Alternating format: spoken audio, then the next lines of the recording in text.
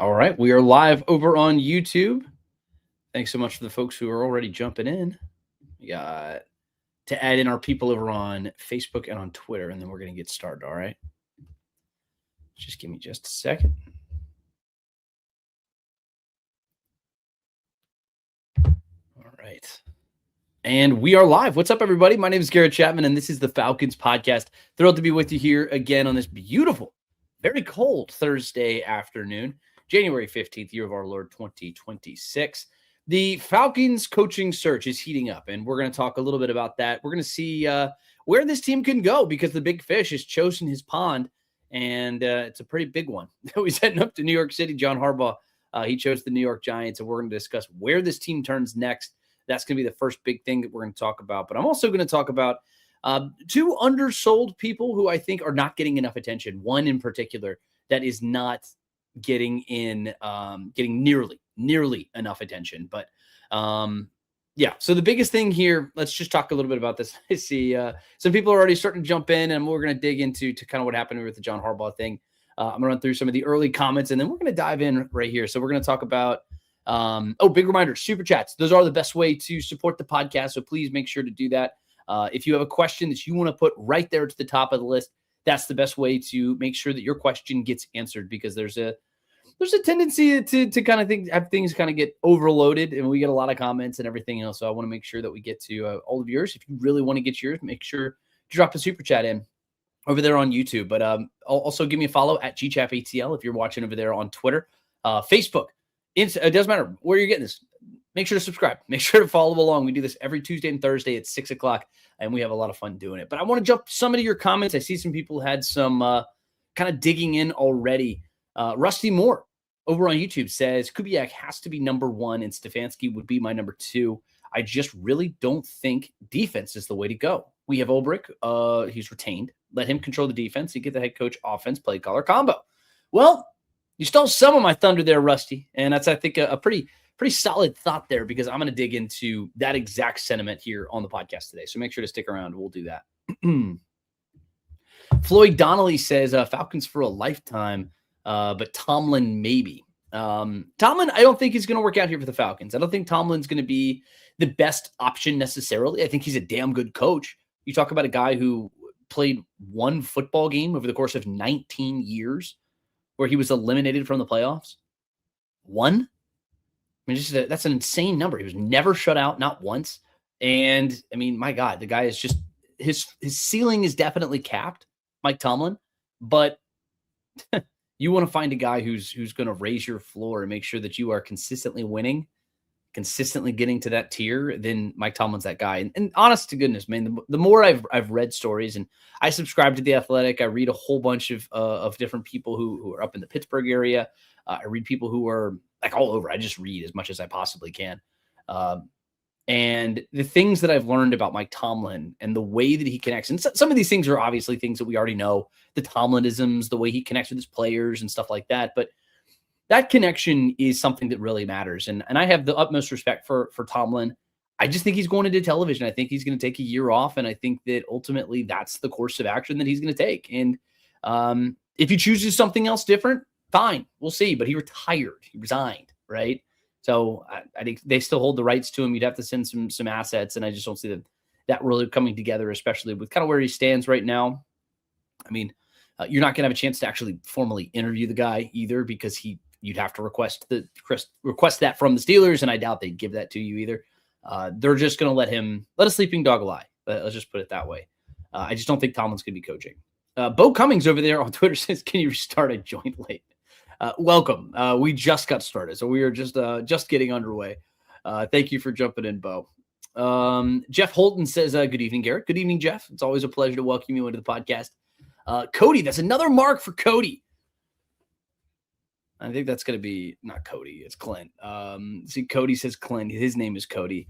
Clint Kubiak. That's another person diving in for Clint Kubiak. And if you have the person that you really want to see the Falcons get, drop it into the comments, because I'm trying to figure something out. I see we got 72 people across all platforms right now. And I mean, if you want Stefanski, if you want Jesse Minter, if you want any of these other guys, Stefanski, I mean, Kubiak, whatever, whoever it may be, drop them into the comments. Tell me who you want to feel and what you are feeling. 10cam01 says, I really wanted the Seahawks to beat the Niners, but I want Kubiak. We're going to get a first-hand look of what Kubiak can look like here. It's going to be the third time he's gone up against this San Francisco 49ers defense, and Shanahan's done a really good job of really controlling that division out there. His record against some of these other teams is very impressive, and it doesn't matter how banged up or injured the 49ers are. They seem to give everybody fits. Doesn't matter what it is, right? But we're going to get a firsthand look of what Kubiak does a third time around. He's managed 13 points both times he's played the 49ers. I want to see what he does differently. And if, obviously, you got Sam Darnold, who's dealing with an oblique injury too. So I want to see how he adjusts. This is going to be everything that he does at this point forward is an audition. And if they come out and they just kick ass, great. But I want to see what they look like. I want to see what they do in this game, and I want to see how that offense clicks. And I think he can win some people over, but he can also scare some people away. That's absolutely one of the realities that can happen. I'm not going to put too much stock into this necessarily, but at the end of the day, I think it's going to be a pretty exciting thing. And it's going to be something that people talk about. We'll talk about it here on this podcast too. We'll probably react to some of that too, now that I'm thinking about it, because he's pretty high on my list. But yes, thank you, 10Cam. Cody Muse says, happy we didn't hire a dinosaur. Okay. That's fair. Look, he's the most accomplished coach on the market. And I had somebody on Twitter comment and being upset with me because he said I had a misleading headline. It was a misleading headline. He was the top target on the market. It said Falcons miss on top target on the market. That's all it was. He was. He's Harbaugh. He was the Super Bowl winning coach. Coached for 18 years. Damn good coach at that. And he's a little older. He's at 63. I've heard some people compare it to Andy Reid when he went out to Kansas City, but how old was Andy Reid when he went out there? Let me see. Andy Reid, how old is he? Sorry. Andy Reid is 60. Oh God, he's 67. I didn't even realize that. So he's, 1958. He's been out there since 2013. Yes, he was 55. So he was almost a decade younger. So anybody who says that it's just like Andy Reid, no, it's not. That was a much younger Andy Reid who went out there. He just seems like he's been in his 60s for a long time, I guess. I don't know. It's not a knock on Andy Reid. He's a damn good coach too. He's going to go to the Hall of Fame, but it didn't work the first time around. And it's also, there's this other stat that I've heard of Super Bowl winning coaches the second time that they coach a team, right? So they win a Super Bowl with team one and then they go coach somewhere else. The more I've read up on it, the more I see it doesn't really go that well. I had talked a little bit about that at one point, but the more I'm actually digging into this, the more it's pretty clear that it may not have worked out. And look, I can imagine too that the Falcons were kind of pulling back a little bit because you saw the Tennessee Titans start to rise on the list, and maybe that's me coping. I don't know, but ultimately, the Falcons, I feel like, pulled back a little bit, and I think Harbaugh was also a little disinterested. That's based off of some report that I saw on Twitter, so trust your Twitter GMs as you will. I just think that ultimately the Falcons have more exciting options, and I'm going to dig in here to this big thing. Of course, with this whole process with picking up John Harbaugh and trying to sway him to come to your franchise. New York put in the full court press. These guys did absolutely everything to get him in their building. They had the first in-person interview. They had some dinner at some Italian restaurant in East Rutherford, New Jersey. And, and I've seen all these New York columnists swooning over it. And good for them. They got a guy who they are all in on, but it's going to be a very expensive move for them. And it's going to be something that they've gone all in. Good for them. Good for them. I think that ultimately there are some really good options here for the Falcons moving forward. And we don't know that the Falcons were even the second choice officially. The Titans were going to be the team who were going to get the second in-person interview, and that was going to be up in Baltimore. So maybe there's some proximity that helps him. Maybe he wants to be around that area. I don't know. He wants to coach for a legacy franchise. Maybe it's just that they promised him they'd give him everything that he wants and then some, right? I don't think that he was going to have as much control over the roster as he may have wanted in Atlanta. I would imagine the Titans were going to be willing to give up some of that to get him in the building. And I certainly think that the Giants were. But look, good for the Giants, man. They got their big fish, and now the Falcons and everybody else can move on because that was the big fish. That was the big guy. I see we got a super chat here, and as always, I always go straight to the super chats. Appreciate you, Jeff Holton. Says Kubiak is a popular offensive guru for sure, but how will he be as a head coach? Well, Jeff, that's the $1 million question, right? Because getting into my now what do the Falcons do after this? I think Clint Kubiak needs to be the top option.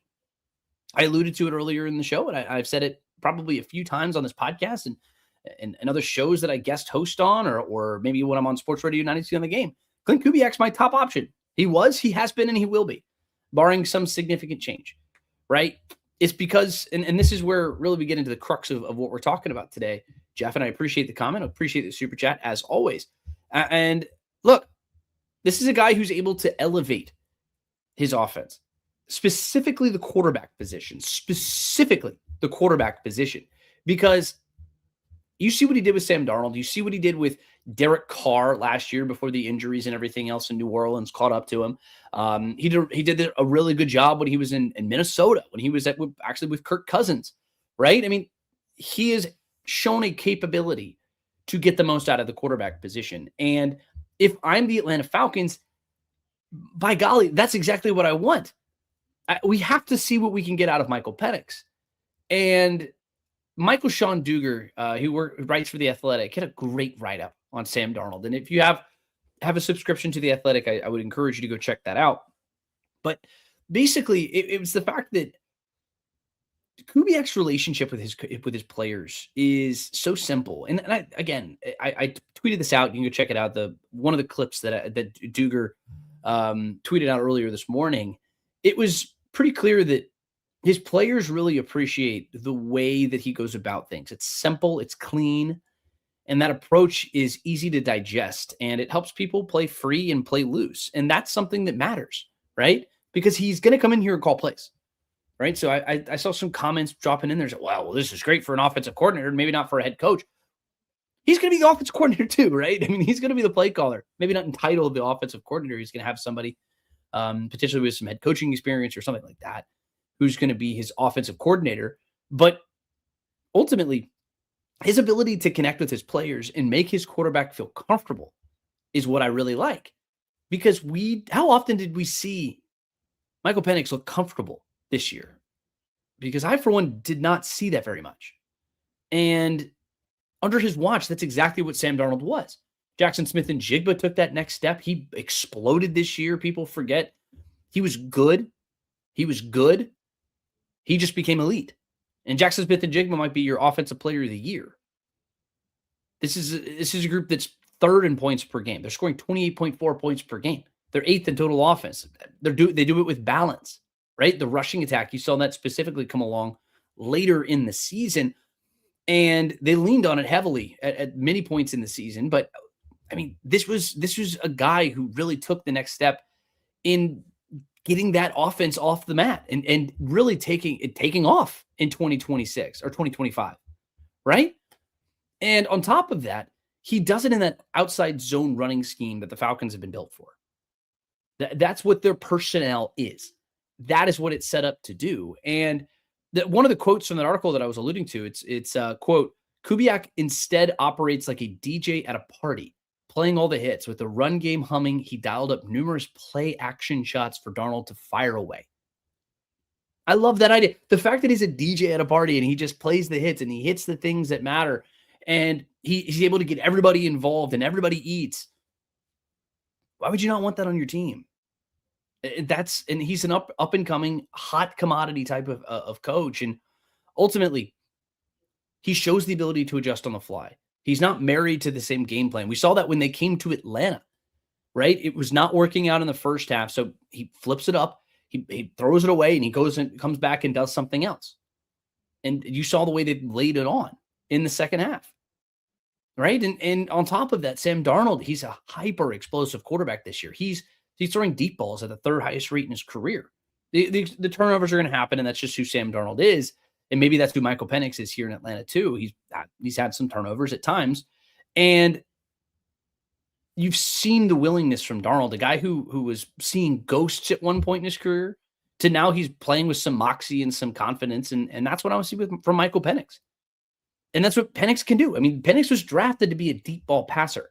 He was drafted to be that explosive guy who unlocks that next level of your offense. And he showed that he's capable of doing that. Right? At the end of 2024, those final 3 games of the season, shoot, man, that's what got everyone so excited about 2025. And then for whatever reason, Zach Robinson mainly, and just the fact that it didn't always work out, injuries and everything else, there were a lot of reasons, but it never got going in 2025. And for a guy who's coming off of an ACL injury, I think the idea of having a guy who can elevate his quarterback, make him feel really comfortable in a system, and make him elevate his game. I love that idea. And I think Clint Kubiak's the guy to get that done. There's play action. I think it marries what's already happening and what this team is built for, because you talk about this team that's built to win now. It's built to compete, right? And that's what so many different analysts nationally have said. And it's just about maximizing that talent. And ultimately, I think that he's going to mix in that play action, get Bijan Robinson going. He's going to get Drake London going, and maybe he can get Darnell Mooney. But we'll see if anybody can get him going after the disappointing 2025. Get another guy, you figure out that third wide receiver. Maybe you get Jeff Ulbrich and keep him on the defensive side of the ball. I think it just makes for an exciting marriage, and I think it makes for the potential of that. Just it's something to get excited about. It's something to be thrilled about, and I for one certainly am.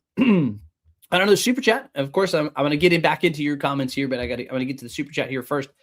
Yes, Major over on YouTube says, feels like Smith again with Kubiak. Go get McCarthy. I mean, ultimately, you're talking Arthur Smith, I'm assuming here. I don't know why it's the same as Arthur Smith. I wasn't as sold on Arthur Smith. I'll just be very real with everybody. I thought Arthur Smith was a little bit more reliant on the success of Derrick Henry and everything like that. That's not exactly what Kubiak is. And it's not a one size fits all, right? So just because he was an up and coming offensive coordinator and it didn't work out doesn't mean that you shouldn't take a swing on the next up and coming offensive coordinator, right? You have to take swings in this game, and you're just as likely to find a Sean McVay. You're less likely to find a Sean McVay. Let me tell you, those guys are in the mix, right? Or Kyle Shanahan or something like that. They're exciting young players. Liam Cohen's another one of those names. Matt LaFleur, right? There are lots of up-and-coming offensive coordinators who get their shot as a head coach and they explode. But, I mean, you see several more who don't work out, right? You have lots and lots of examples of up-and-coming coordinators who just don't work out, right? And that's the risk. That's the risk. And sometimes it just doesn't work out. Other times they're just, maybe they were the context of where they were coming from. Maybe I mean, there are a lot of reasons for a lot of things. And sometimes it's just overwhelming for a guy. Sometimes, and that's why you have to interview well. That's why you have to trust the process. You have to trust the guys who are making these decisions. And that's where Matt Ryan comes in. Because if Matt Ryan can come in here and make good decisions and ask the right questions and really get to know these guys and read into the details a little bit more, then I think you just got to trust them. And that's as simple as it gets, right? Guys who make good hires, you have good management. And the Falcons, for a long time, did not have the right people making decisions. And that showed based off of the failures of head coaches and continuous issues that each administration down the line had, right? So that's why you bring in Matt Ryan. That's why you go a different route, and that's why you change things up. So it's about these guys asking the right questions. And if Kubiak doesn't appear to be a guy who's capable of connecting with his players as a head coach and elevating an entire team and making the right decisions on game day and stuff like that, then they'll go a different direction, And again, that's just why you have to trust the people in charge. But I appreciate the comment. I appreciate the super chat as always. I will get into this one thing, and then I'm going to get into some of the other comments. Staying power seems to be something that has come up, and it's something that I noticed when I was going through. I put out an article earlier today at GChapATL. You can go check that out, or at Falcons on SI. You can go check it out there as well. It's the idea that Clint Kubiak has bounced around a little bit, and he has bounced around a little bit. He's been, let me pull up the exact thing. I don't want to mess this up. So, but he's been 1 year with the Seattle Seahawks. He's had the 1 year with the New Orleans Saints. And then before that, he had the year with the San Francisco 49ers. He had the year with the Denver Broncos. Look, he's bounced around. And the last time that he actually had something that, stayed for a little while, it was with the Minnesota Vikings, right? And when he was with the Vikings, shoot, is my computer freaking out?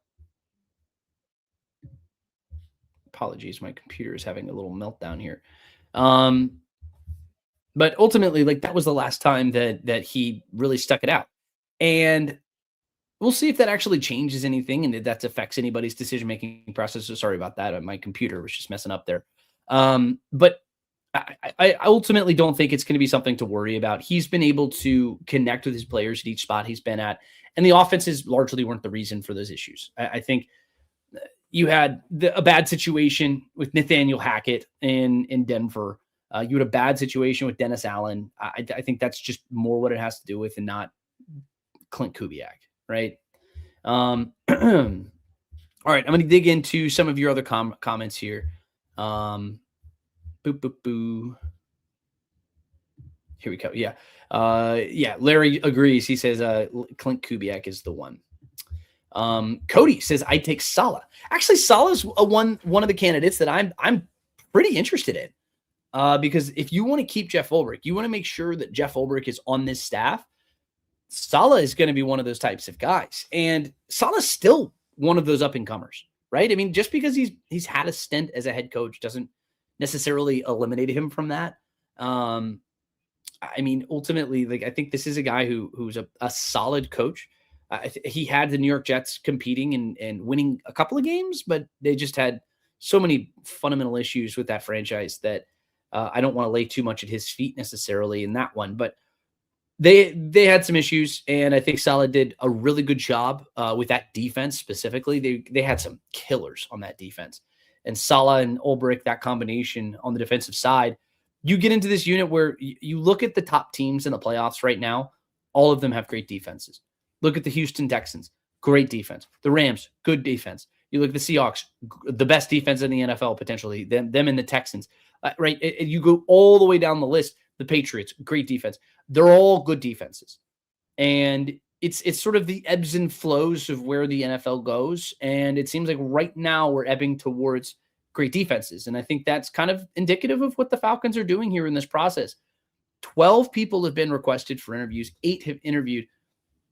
8 of the 12 are on the defensive side of the ball. Tells me that maybe the Falcons see something. They're trying to anticipate something on the defensive side. They've also tended to select defensive head coaches for these positions. Mike Smith was a defensive coach. Dan Quinn was a defensive coach. Arthur Smith was really the only one that wasn't. Raheem Morris was a defensive coach. And just in this era, in the last, 20 years or so, that's kind of the way it goes and the way it's gone. Before that, it was Bobby Petrino, who was an offensive coach, obviously, and he was on the here for a cup of coffee. And I don't like talking about that guy. So, but Saleh is an interesting name. And I think if you can find a really good offensive play caller, then I'd say that makes that situation all the more interesting. And I think Saleh would be great. I'm excited about Saleh. I'm excited about him. We don't know when he's going to interview. Of course, he's still in the playoffs. You still have to go through that process. And if he advances, then we'll cross that bridge when we come to it. But I would imagine that he's going to interview for the Falcons job.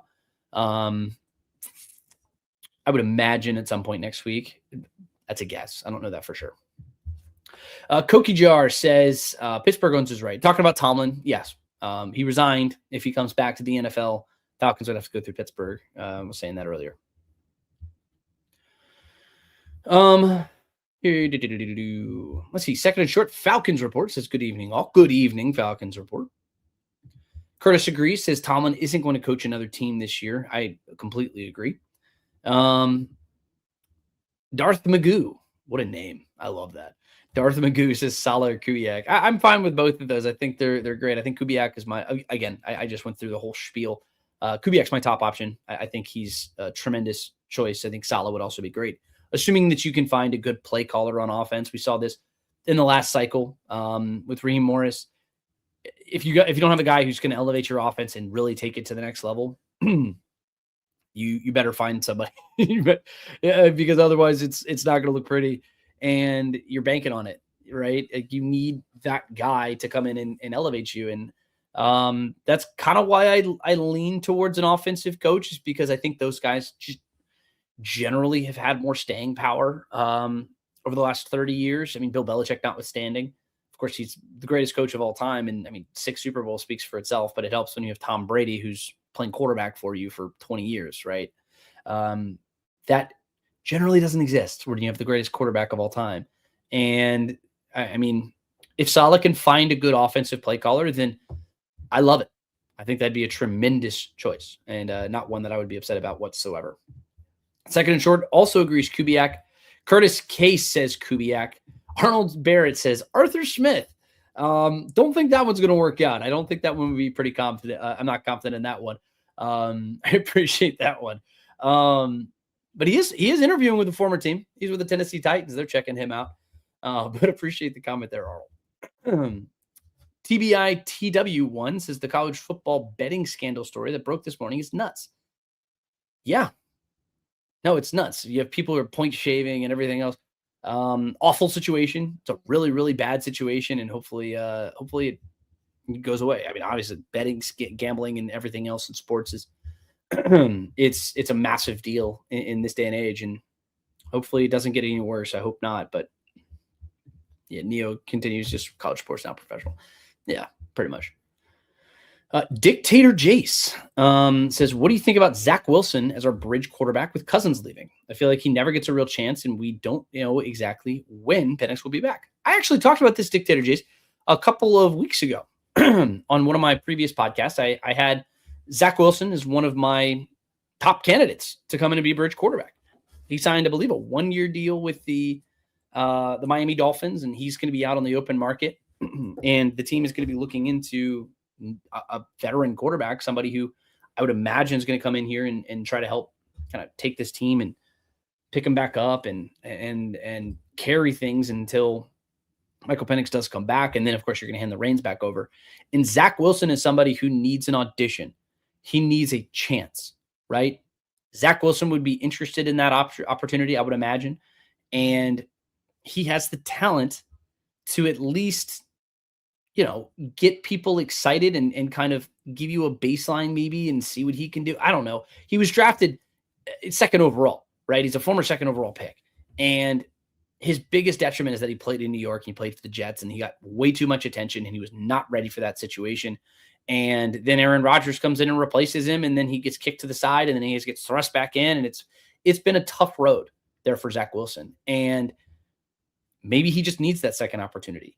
And that's one where if you get a Clint Kubiak, maybe you see what you can do. And he profiles, obviously he has a little bit more mobility than Mike does, but he profiles pretty similarly as far as arm strength is concerned and stuff like that. I think getting a guy like that, see what you can do, right? I mean, he was one of those guys that I talked about. He's affordable too. So he's not going to be somebody who I think is really going to throw a wrench into the quarterback situation in Atlanta. But hopefully he does, because he comes in here and he plays really well. That's what you would hope. Interesting thought, though. One that I share. Darth Magoo comes back around and says, interestingly enough, they face each other this weekend. Don't know who you're referring to. Sorry. Wayne Robinson, 2998. So what happened with Kubiak at Saints only 1 year was a quarterback play. Injuries. So Derek Carr got hurt. The whole wide receiver core got hurt. Offensive line got hurt. Dennis Allen was a disaster. You really only had a handful of games, and that was to start the season, where you looked like you were completely healthy. And take a look at some of those stats, man. I mean, what they were able to do in weeks 1 and 2, people were talking about that as if it was the best offense in the history of football, right? Of course, it's minuscule sample size. 2 games, right? And then you play the Philadelphia Eagles, the eventual Super Bowl champions, and things kind of came crashing down to earth a little bit. And it showed that Kubiak has some potential. Look, I really like Kubiak for that reason, because you've seen that upside. You see some of that, but injuries played in a lot. And Derek Carr still actually had a pretty good season, I would say. But he was banged up throughout the course of the year, and it just never really got back up. Cody Muse 727 says he would retire in about 5 years or so, and we need someone for the long haul. I'm assuming you're talking about John Harbaugh here. I tend to agree. I mean, I think he's going to have, I could see him getting to his late 60s, maybe giving 6-7 years. But if he gives you 6 or 7 really good, God, I just did it. The 6-7 stuff is everywhere. My God. But if he gives you 6 or 7 good years, right? I think any Falcons fan would take that, because a lot of this is just changing that mentality that people have when you talk about a team, right? One generation of fans, it's about, I'd say 10 years, 5 to 10 years. I think that's generally what you would say. You go through a good 5 to 10 years of where you're consistently competing, you're getting into the playoffs, you're winning a division title, you're competing for a Super Bowl, maybe you win one, right? I think anybody in America would take that. Any football fan alive would take that. Now you're not guaranteed of a damn thing. Let's be very clear about that. But if he was able to come down here and give you that, then I think anybody would take it. Now, if it's 2 or 3 years, which is what Bill Belichick was going to be 2 years ago, then I'd say that that's more reason for pause, right? But I don't think that anybody would complain if John Harbaugh came down here, had he come down here and given you 7 years. I did it again. 6-7 years of really good football, change the perception of how people view the Falcons and this division and everything else. Then you go get that next great coach, and potentially you get a head coach in waiting or something like that. That's the mentality, right? That's the thought process. And I think that's what New York is trying to do, trying to reset 4 bad coaches in a row who just have not been able to get it done for you. You change the perception of somebody, and it's very powerful. Yeah, second and short, Falcons report says Saints came out hot and then fizzled. That's pretty much what happened. Injuries played a big role in that.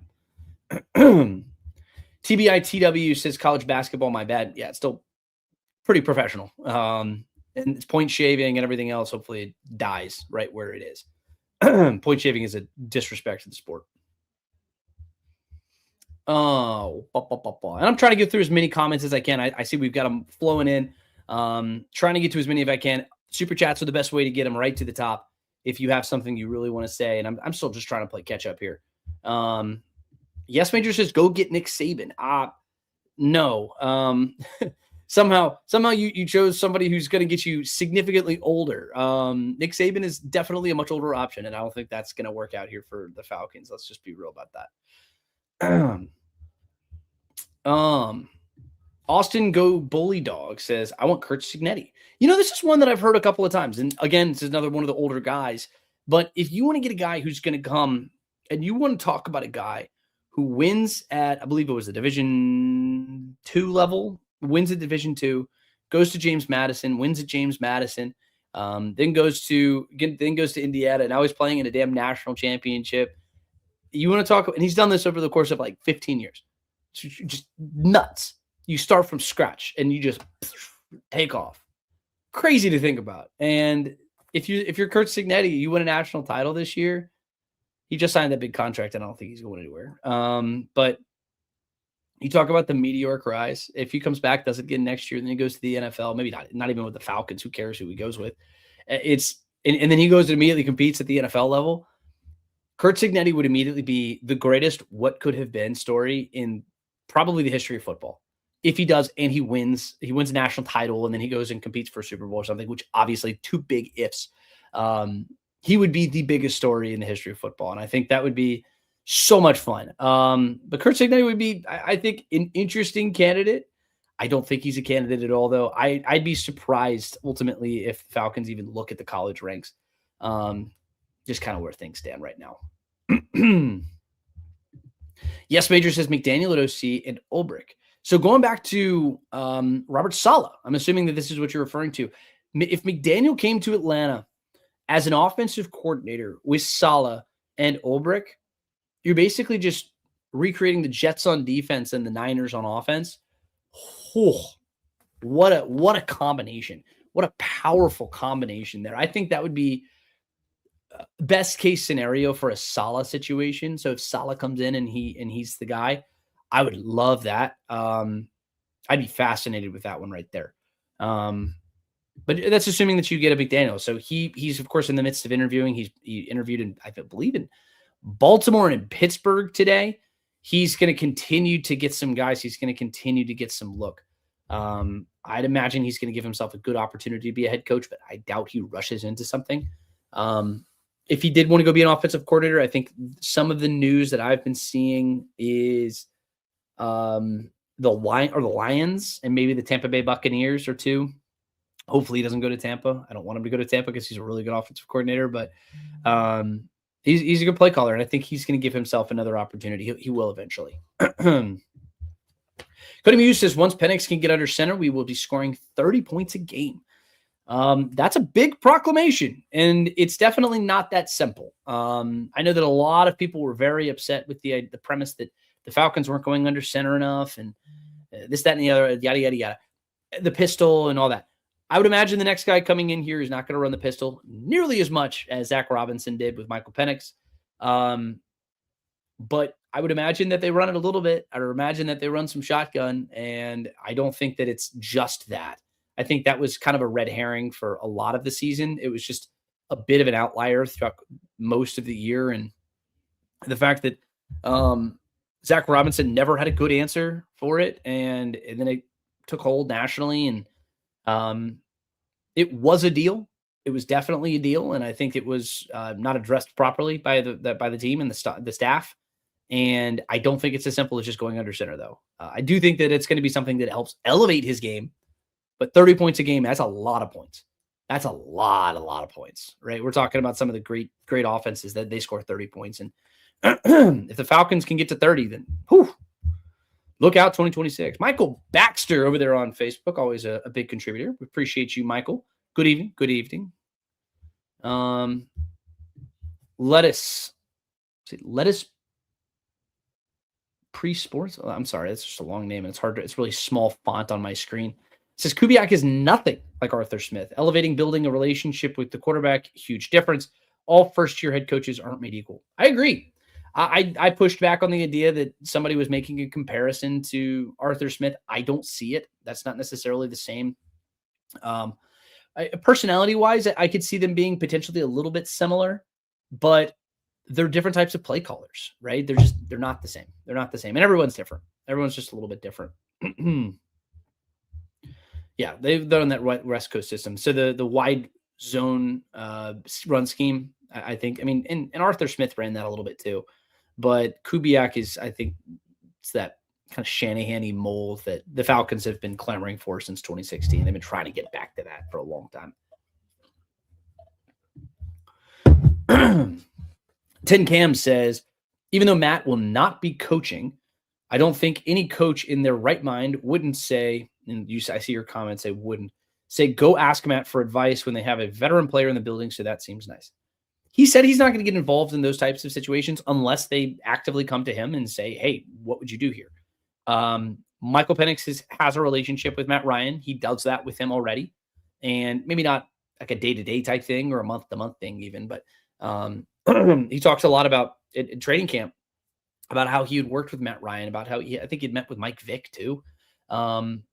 A bunch of different guys, and he goes to advice. And that's the emotional maturity of Michael Penix, and one of the reasons why I think he's going to turn things around, get back on the right track.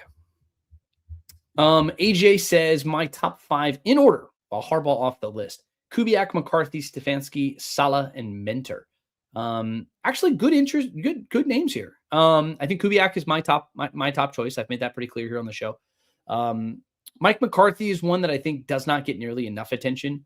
He is the same age as John Harbaugh. He has effectively the same number of wins. He has a Super Bowl. He leaned on a MVP quarterback just like John Harbaugh did. And he's an offensive coach. He calls a good offensive game plan. He wins a lot of games. He wins division titles, and he elevates your floor, and he takes you to the playoffs, right? And he'll occasionally not do well in the postseason, right? They're very similar. They're very, very similar. And it's just, I joke with people all the time. I say the AFC North for the last couple of years is just the NFC South with a better PR team. I mean, that division has not been everything it's been cracked up to be. People still compare it to the battles that were being fought in 2017, right? In 2016. The last couple of years, it's been the Ravens and mediocrity, right? And teams who are going to get you to like 8-9 wins or whatever, and they just have a really good PR team is all I'm trying to say. Like, you don't have elite football that's played in that division, right? And so I think there's been a little bit of glazing, I think, of that conference or the division specifically. But oh well. But McCarthy's an interesting one. I think I'm surprised he's not getting more attention in this cycle. I think the last thing that I saw from him is that he was with the Tennessee Titans. I'm not doubt, but I don't know if he gets a job here. Stefanski is one that I'm pretty high on. We'll talk about him here in just a second. Robert Saleh, we've talked a good bit about. Jesse Minter. We'll talk about Jesse Minter here in a second too. You talk about 2 and 3. I'll dig into that. But we had a super chat, and of course, like I promised, I'm always going to go straight to the super chats. And Jeff, he comes back and he said, big thank you, Jeff. Says, realistically, what do you think the timeline is for hiring our next head coach now that Harbaugh is out? I'm assuming they want to get this done soon. I don't think they're going to rush it. I think ultimately, if you are pushing to get a coach as quickly as you can, then you're going to go get Stefanski. But I don't think the Falcons are in the business of rushing, right? I don't think that that's going to be what they want, I guess you could say. I think if you're going to go get a Clint Kubiak, if you're going to go get a Jesse Minter is one who's been eliminated from the postseason. He's just the first one that popped in my head. If you're going to go get one of the Rams assistants, so you're going to go get, I don't know, the defensive coordinator for the Seahawks, like anybody who's still in the postseason right now, you're going to have to wait. You have to wait. And Arthur Blank talked a lot about how he was trying to land the planes at the same time. That was one of the crux of one of his Matt Ryan introduction comments. They want to get these guys pretty much on the same page right off the bat. I think they want to hire them pretty simultaneously. And we don't know when that's going to happen. Harbaugh, if they were going to go for Harbaugh, I would imagine that would have been fast. But I think this is going to be a couple weeks, man. I think it's going to take a little bit of time. I don't think that this is going to be something, unless they go get Stefanski, where they have a lot of competition and some other people might be trying to clamor and go get it and rush the process and try to dig in and go get him, right? Then I don't think it's going to happen. I mean, it could happen in the next week. I just don't think it will. I think they want to talk to Clint Kubiak in person, and you're not going to be able to do that until he's eliminated from the postseason or he makes the Super Bowl. And then you have the bye week. It's that post AFC or AFC conference championship weekend. And then you're going to get in. That's when you get to talk to those coordinators or those candidates in person. Otherwise, I mean, you're just kind of waiting until, or you're just gambling that you're not, like, people make a different impression in person. That's all I'm trying to say. And I don't think that the Falcons are going to rush it, especially because they feel like they are in position to win right now. They feel like they have the chance. If they go get the right guy to coach their team, they think that they have a chance to go and get back into the postseason. And I believe them to some extent. I got to believe it when I see it. Need to see all the pieces put together, and I need to see some right decisions made at the quarterback position. I need to see the right pieces filled in to get some depth on this team. And you got to draft well. You got to draft well. And there are a lot of swing and misses from Terry. I'll admit the last one was the last draft class was tremendous, and he did a fantastic job there. But he had a lot of swing and misses, and that's just a kind of a reality. And we'll see what they can do. Not a lot of capital. Big thank you for the super chat. And again, I'm going to have to dig back up and try to find the spot. But in the meantime, I'm going to go find my spot here on the comments list. I got a lot of them. I appreciate all of you guys diving in here, man. First and foremost, I really do appreciate everybody who's jumped into the pod. We've been growing this thing a good bit every single week. It seems like we're getting more and more people. We get some staying power, man. I hope we do. And I really appreciate all of you guys for jumping in. I really do honestly appreciate the support from you guys. It means a whole bunch to me. If it's your first time, make sure to subscribe to the show. If you're on YouTube, make sure to check it out there. If you're on Twitter, give me a follow at GChapATL. Best way to stay up to date on everything that we have going on. But big thank you to all you guys that do this for y'all. So I'm thrilled that you guys are finding some value and sticking around with me. So very much appreciate it. But as far as some of those two other candidates that really get me excited, right? We talked a lot about Kubiak. We talked about Saleh. Those are two that I really love.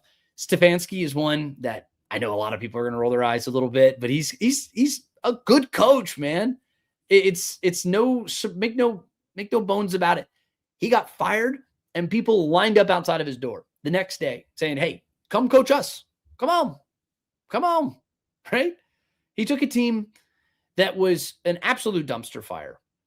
Like, let's remember how bad the Cleveland Browns were in the 2010s. How bad they were. You talk about the guys who, what was it? I think it was 3 first-round picks. I think that were all number 1 overall picks or something like that, or all top. I think it was Myles Garrett, plus it was Baker Mayfield and one other person. And the 3 first overall picks or something like that had a combined 1 win. And I think most of their first wins came in the same game. They were so bad. And they went and hired Kevin Stefanski, and that guy dragged them out of the damn gutter. And people remember him for what transpired in the last 2 years, where, of course, the last 6 years, they haven't really had a quarterback, and they had one, and they ran him out of the freaking building. And I think that was management more than him, to go get Deshaun Watson, who obviously didn't work out. But he finished his 45-56 in 6 years in debatably the worst organization in the NFL. And he took him to 2 playoff appearances, and everyone's like, 2 playoff appearances in 6 years. He couldn't get him back up off the mat.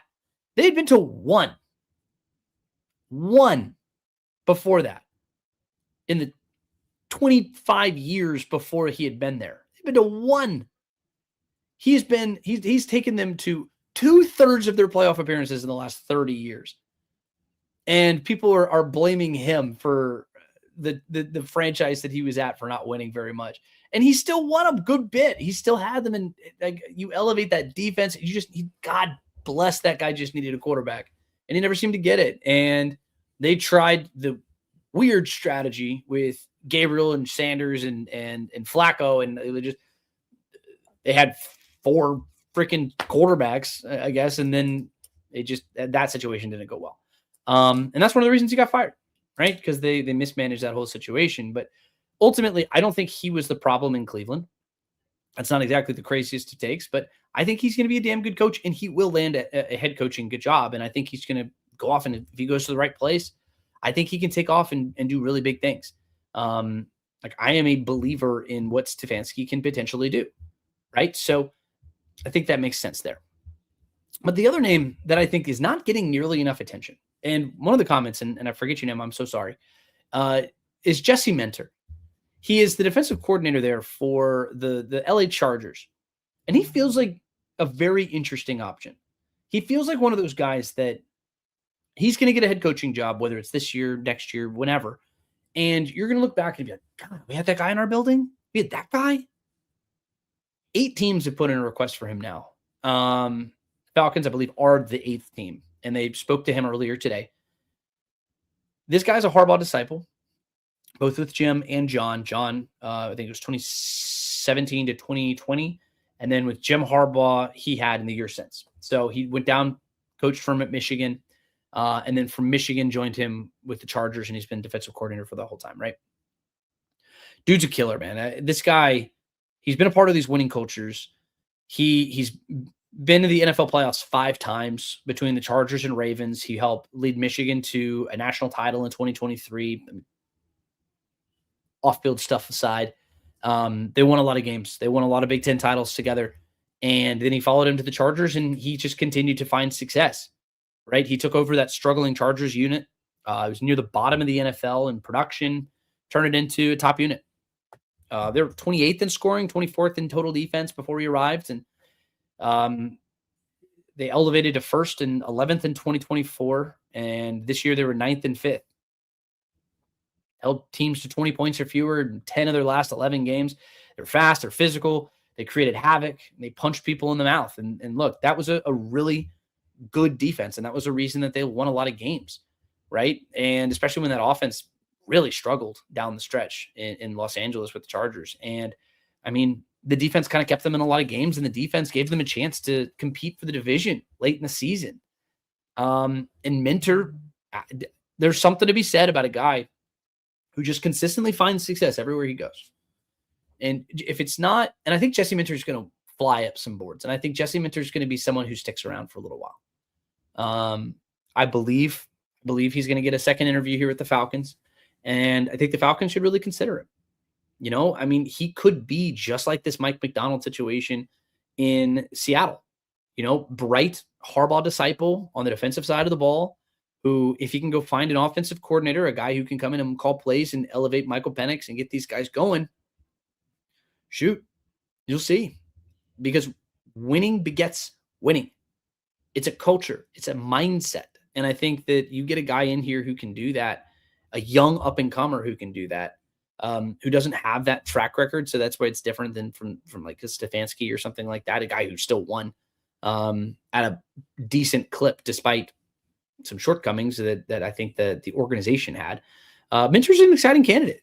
I think Minter is one who I do believe we're going to be looking back and talking about it a little bit differently. He's a less of a known commodity. He's just not an offensive guy, so you're not going to talk about him nearly as much. But you talk about a guy who could potentially change a culture. That's what Minter, I think, could potentially do. All right, I'm going to try to get through as many of these comments as I can over the next couple of minutes or so.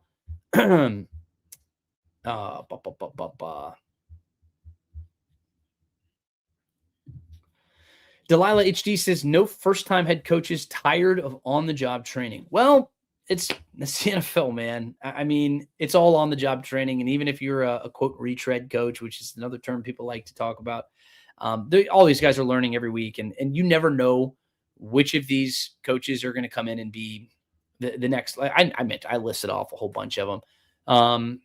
Some of these young coaches pop, and sometimes they stick, and they become some of the top coaches in the NFL. I mean, sometimes it happens, and you just have to trust the people who are making these decisions. And it comes down to, do you trust Matt Ryan to come in and make this decision? You talk about a first-time guy who's making decisions, that's Matt. But I trust him to some degree. I mean, to most degrees, I guess you could say. And you have to, because you don't really have any other options. That's just sort of the situation that they're in. Leon Mapstone says, I heard we might be after Justin Fields as a bridge quarterback till Penix gets better. He's under contract in New York, I believe. I think he has another year in his contract. I think he's on a 2-year deal. So I don't believe he's on the market. You're not trading for him because I think he's making $10+ million or something. You're not trading for that. And Fields is he has struggled, and he's now on his third team. If the Falcons wouldn't got him, it'd be his fourth team. I don't see it. I don't think it's going to happen. I wish him well. I want Justin Fields to do well because, I mean, he's a local kid. He's an Atlanta guy. I cheer for Atlanta guys to some extent to do well just because, I mean, you're from here and I want you to do well. And he just hasn't. It just hasn't. And I see Justin Fields is running out of opportunities, unfortunately. And I mean, he got benched in New York. He got benched in Pittsburgh. He got benched in Chicago. That catches up to you eventually. And I mean, I know we talked about Zach Wilson a little earlier in the show. Zach Wilson he never got benched in Miami. He just got benched in New York for Aaron Rodgers. We'll see. Justin Fields just doesn't really feel like that guy necessarily. Maurice Boney says, most of all, we need a culture changer. You're exactly right. No, I agree. You need somebody who's going to come in here and elevate and get these guys going and, get some wins. Get some wins. That's the number one thing over everything. Lance Render says, and thank you for the super chat. Of course, super chats are always going to be the first thing that I drop in. So excuses for Stefanski, clueless on quarterbacks, couldn't develop wide receivers, aggressive on fourth down, but bad conversion rate, plus offenses bottom tier except one top 10. Yeah, I mean, I get it. He's an offensive coach, and the offenses didn't really seem to pop very well. You're exactly right. That's why he was fired. That's why he got fired. I'm not comparing him as far as an elite offensive mind to that of Kubiak. And again, that's why Kubiak's my top guy. Stefanski is also just on that list of somebody who has found a way to win, finding a way to win games. And the wide receiver position has been admittedly not good. Their quarterback position is admittedly not good. And calling him clueless on quarterbacks, I think, is a little bit drastic because you point to that room and tell me a single quarterback that he's had since the organization moved on from Baker Mayfield and they rushed him out of town. I don't think it was Stefanski. Of course, I'm not in that room and I don't know how exactly it all went down, but they ran him out of the building. It's been a disaster at the quarterback position. And I don't think that's all necessarily on Stefanski either. I think they've drafted very poorly at the wide receiver position. But again, he's not my top option. I've said this many times. He's just on the list. He's on the list of guys. And this is just of guys who can come in and has experience. That's more what we're getting into here, Lance. But I appreciate the comment. I appreciate your thought. And again, he had a lot of shortcomings, and that's why he's not already at the top of everybody's list. But people think of him very highly. I don't think he's blamed for a lot of these issues, and that's why so many people have lined up to speak with him. I don't know how many exactly have lined up to speak with him. I want to say I think 5 teams, I believe 6 teams have either requested to speak with him or have spoken with him. And that's going to be something that continues to evolve. All right. I have time for a handful of more questions. I'm going to try to get to a couple more in here.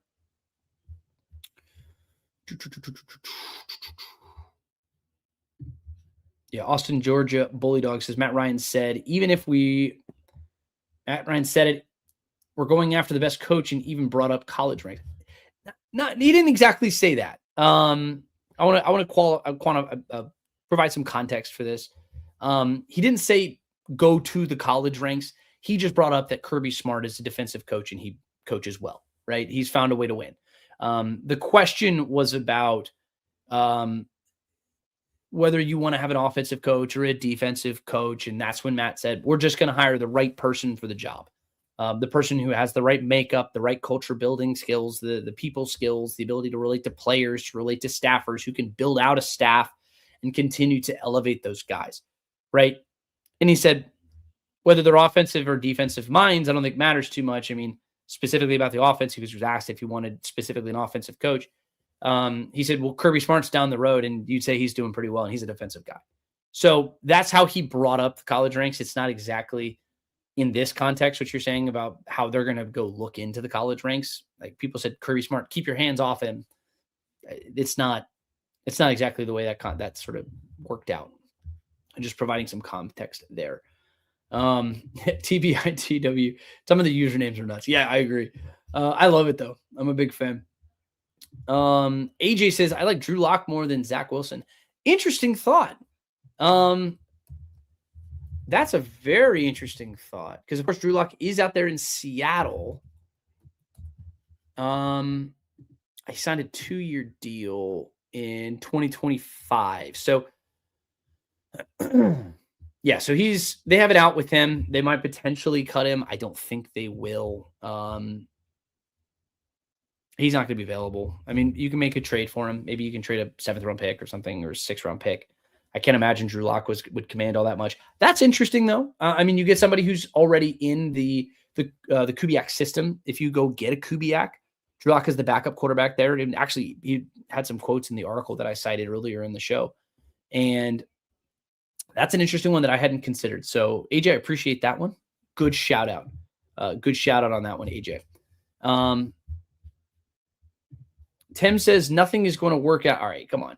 Nothing is going to work out for the Falcons as long as the most inept owner in the NFL is running this team. He proved that hiring a washed-up choke artist as president of football ops.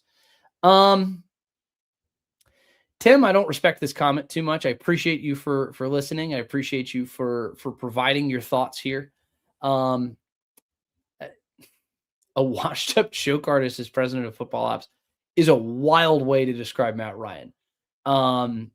It's also pretty ridiculous. A choke artist is absolutely nuts. Anybody who blames Matt for half of the issues that those teams had in the 2010s, you don't know what you're talking about, respectfully.